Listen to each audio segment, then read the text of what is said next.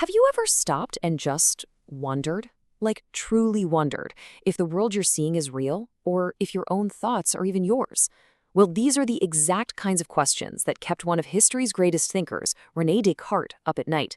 And today, we are going to unpack his mind-bending answers.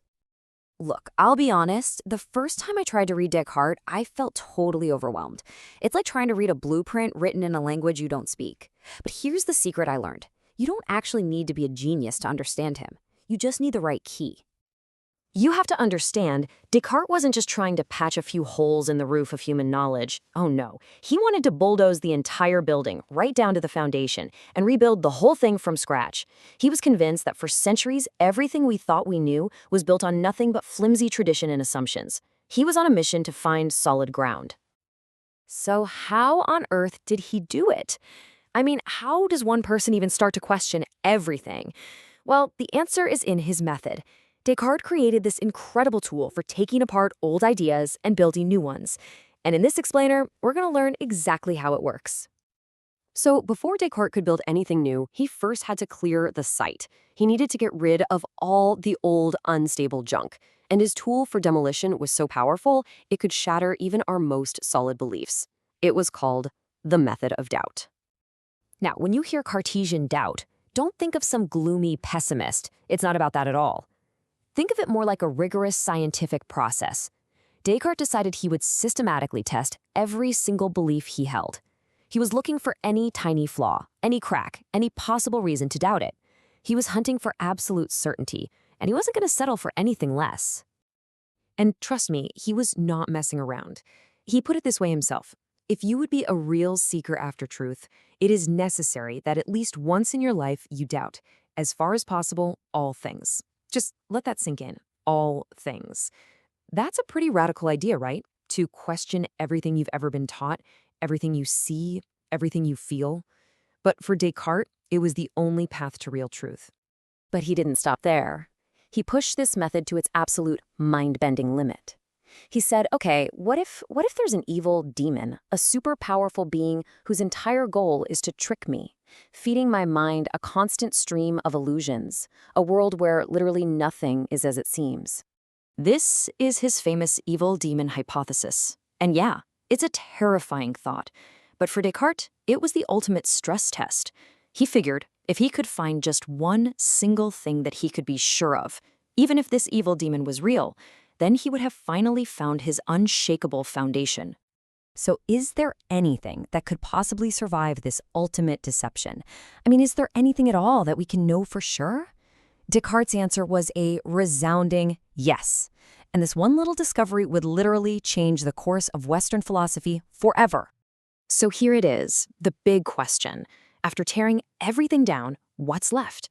If you can't trust your senses, if you can't even trust your own reason because a demon might be twisting it, is there anything that is 100% absolutely, positively certain?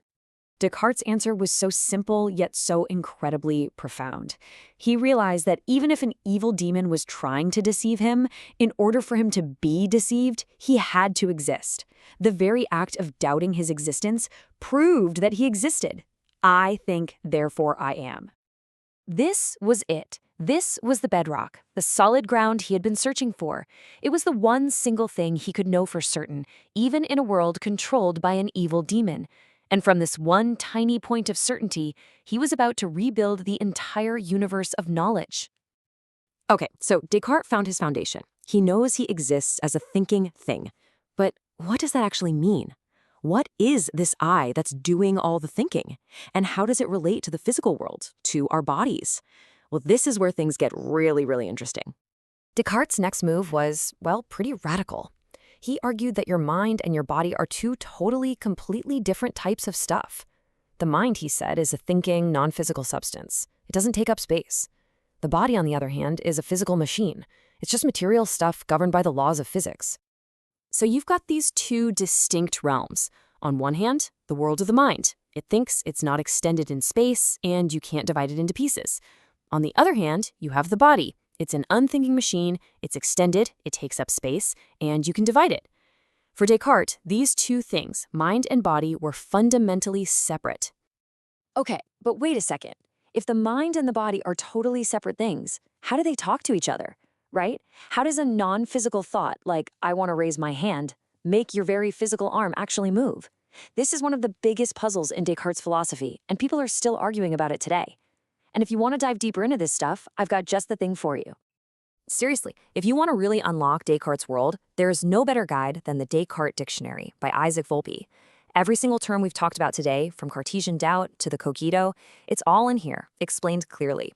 It's an essential tool for navigating this brilliant, but yeah, sometimes challenging philosopher.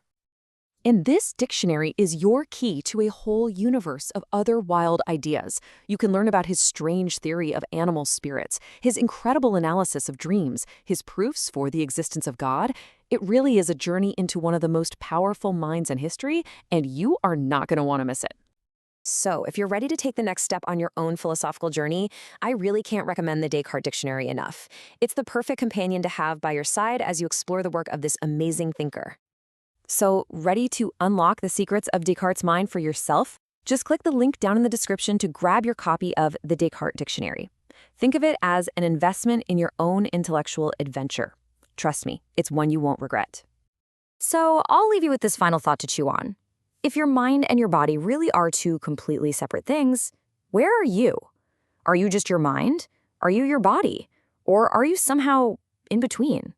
It's a question that has baffled philosophers for centuries, and it is absolutely worth thinking about. Thanks for joining me.